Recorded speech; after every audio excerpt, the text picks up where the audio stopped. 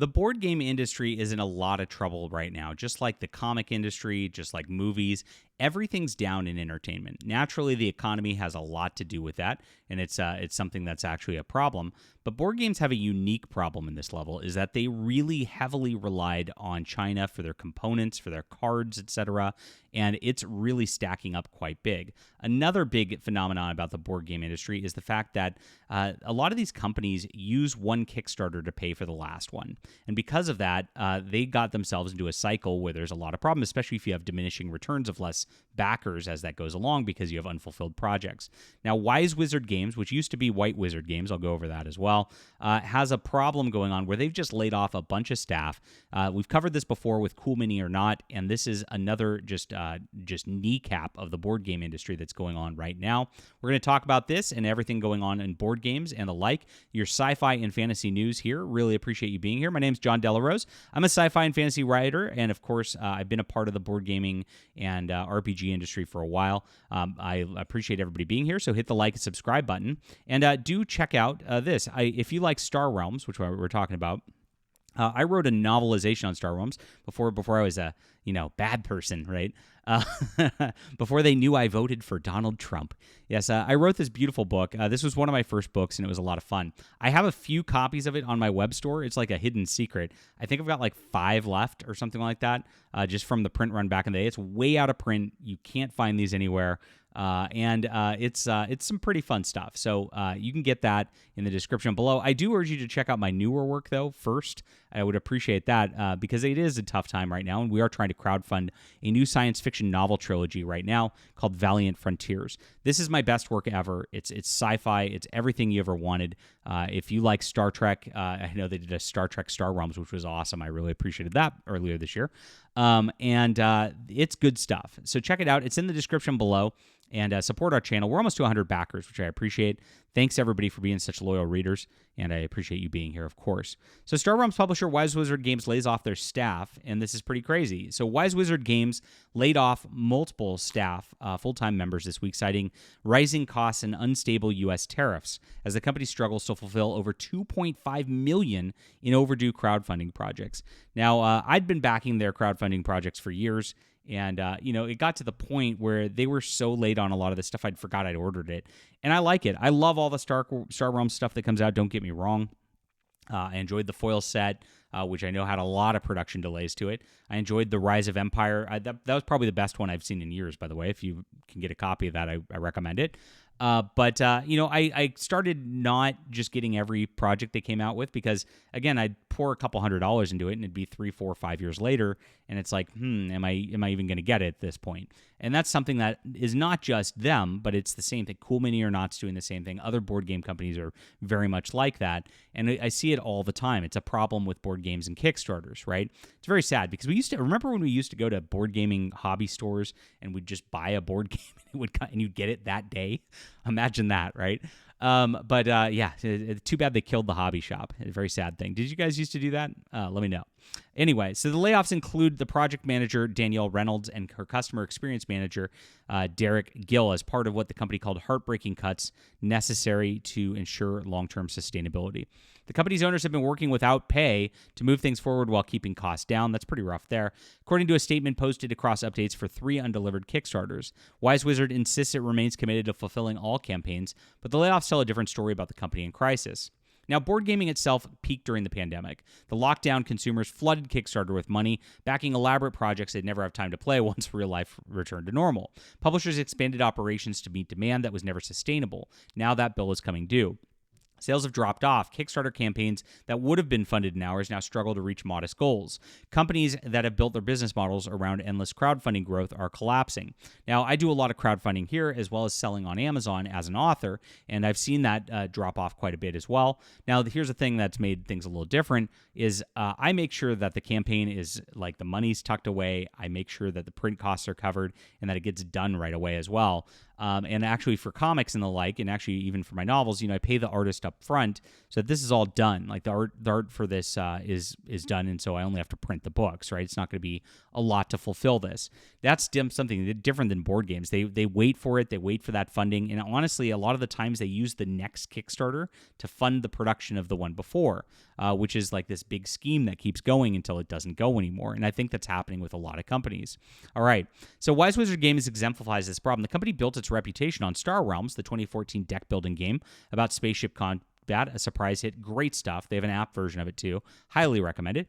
Designed by Magic the Gathering Hall of Famers Rob Doherty and Darwin Castle, it offered fast-paced gameplay, strategic depth, and a low price point that made it accessible. The game sold well. It spawned successful apps, etc. The company struggled to replicate this. Hero Realms did not perform quite as well. It did do decently. Epic card game, which I really liked as well. I thought that was a fun one. A 2015 attempted a Magic-style trading card game without collectability came and went with minimal impact. The game raised about $200,000 on Kickstarter, received positive reviews. Like I said, I liked it. I actually liked it better than Magic, but it failed to build a sustainable customer base. So Sorcerer, their 2015 release about dueling wizards, came and raised about $146,000. So they've had problems with that as well as they've gone through. It's hard to replicate hit after hit after hit. Now, they've done a few of them, and they've done well on a few of them, but that's the case. The company's Kickstarter track record is troubling. Wise Wizard has developed a pattern of opening new campaigns before fulfilling the last ones, hence why they have 2.4 million in unfulfilled ones right now. It's kind of a Ponzi scheme structure. It works until it doesn't, and right now it's not working. Hero Realms Dungeons raised over 1 million in 2022. Estimated delivery date of 2024 hasn't shipped. Robot Quest Arena raised 1.1 million on GameFound with a June 2025, not delivered. Star Realms Deluxe Colonial Collection, which I missed, and I'm sad about that, raised over $300,000 from 2,500 backers with a November 2024 delivery date. Still waiting. The physical edition of the trading card game Draconis 8, which looks pretty cool too, was also supposed to deliver this month and isn't likely to come out anytime soon.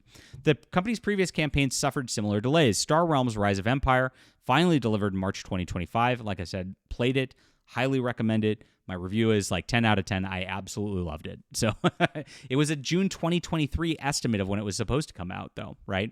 Robot Quest Arena arrived 18 months after its May 2022 estimate. Backers have lost patience, and that's kind of how things are going across the industry. So one commenter even said, "You're at Essence spending money on a booth while my pledge from 2+ years ago is unfulfilled. This is insulting." They issued a statement trying to spin convention appearance as positive, noting that sales were up at Origins, Gen Con, and Spiel Essen, but backers aren't buying it. When you owe customers $2.5 million in products, spending money on convention booths looks like mismanagement at best and fraud at worst. Even though I know these are not fraudulent people, it just looks very, very bad.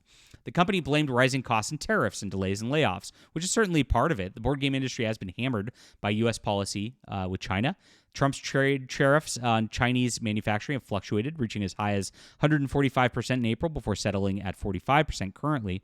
Most board gamers are manufactured in China for cheap costs, and these tariffs have devastated publisher margins. But Wise Wizard's problems predate the current tariff situation. The company has been late on deliveries for years, long before this Trump second term. The tariffs are making a bad situation worse, but they can't be the root cause. The root cause is this business model built on building new crowdfund campaigns to pay for the old ones while expanding operations beyond sustainable levels. They're not alone in this. Like I said, Cool Mini or Not, one of the largest board game crowdfunding companies, has been in freefall. Their company reported losses of over $3 million in 2024, almost double its profits from the previous 3 years combined. In April 2025, Cool Mini or Not announced mass layoffs, halted new game development, paused future crowdfunding campaigns, blaming the tariff crisis again. But it's the same situation. Flat River Group laid off the vast majority of its subsidiary staff at Greater Than Games, publisher of Spirit Island, in April 2025, citing ongoing economic pressures resulting from international tariff crisis. Amigos Spiel, the veteran of German publisher of Bonanza and Six Nimit, shuttered its U.S. operation in October 2025 after 8 years, citing tariff uncertainty as the final impetus for the decision. Again, they were going this direction anyway.